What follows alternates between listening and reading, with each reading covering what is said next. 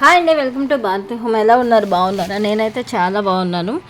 ఈరోజు వచ్చేసి ఇంకో మంచి వీడియోతో మేము ఎందుకు వస్తున్నాను అనమాట. చాలామంది పేలుతో ఇబ్బంది పడుతున్నారు, పిల్లలు పేలు సమస్యతో చాలా ఇబ్బంది పడుతున్నారు కదా.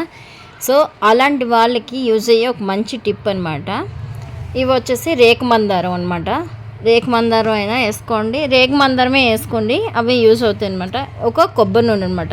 ఇది 40 ml కొబ్బరి నూనె తీసుకున్నాను, చిన్న బాటిల్ 20 రూపీస్ది. ఈ మందార పువ్వులను, ఈ కొబ్బరి నూనె, ఇవి వచ్చేసి సీతాఫలం పిక్కలు అనమాట.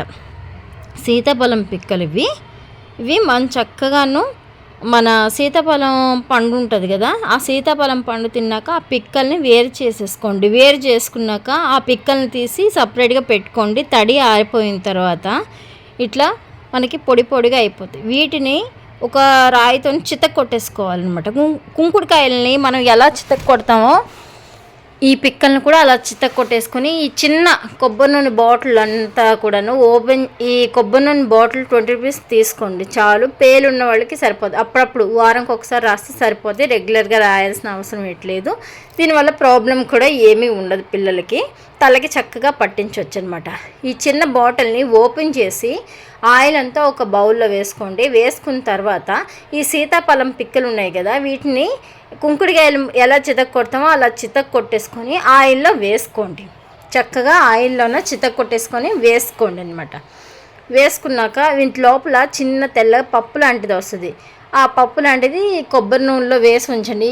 మందార రెక్కల్ని కూడాను చక్కగా తుంచేసి చిన్న చిన్న ముక్కల్లాగా అది కూడా ఆ నూనెలో వేసేయండి. బాగా నానుతుంది. ఒక 2 రోజులు నానబెట్టేసేయండి. నానబెట్టేసి పక్కన పెట్టేసేయండి. ఈ బాటిల్లో మళ్ళీ మనం ఆ నూనె రివర్స్ వేయలేం కాబట్టి ఏదైనా గాజు సీసాలో కానీ లేకపోతే స్టీల్ బౌల్లో కానీ ఈ ఆయిల్ని వేసుకొని మీరు ఏం చేస్తారంటే ఒక 2 రోజులు బాగా ఈ సీతాఫలం పిక్కల్లోన మందార పువ్వుల్లోన నూనె బాగా నానిన తర్వాత వాటిని కొంచెం ఫిల్టర్ చేసుకుని, అంటే ఫిల్టర్ చేయకపోయినా కూడా పర్వాలేదు, మన చేతికి అడ్డుగా తగులుతాయి అనుకుంటేనే ఫిల్టర్ చేయమని చెప్తున్నాను. ఆ ఆయిల్ని శుభ్రంగా మన పిల్లలకి తలకి పట్టించినట్టుగా అయితే ఎటువంటి పేలు ఈలు ఉండవండి. సీతాఫలం పిక్కలు, ఈ పిక్కల వల్ల తలలో పేలన్నీ మొత్తం పోతాయి అన్నమాట. వీడియో మీకు నచ్చినట్టయితే లైక్ చేయండి, షేర్ చేయండి, సబ్స్క్రైబ్ చేయండి. మీకు యూజ్ అయితే ఖచ్చితంగా కింద కామెంట్ చేయండి. బాయ్ ఫ్రెండ్స్, మరో వీడియోతో కలుస్తా.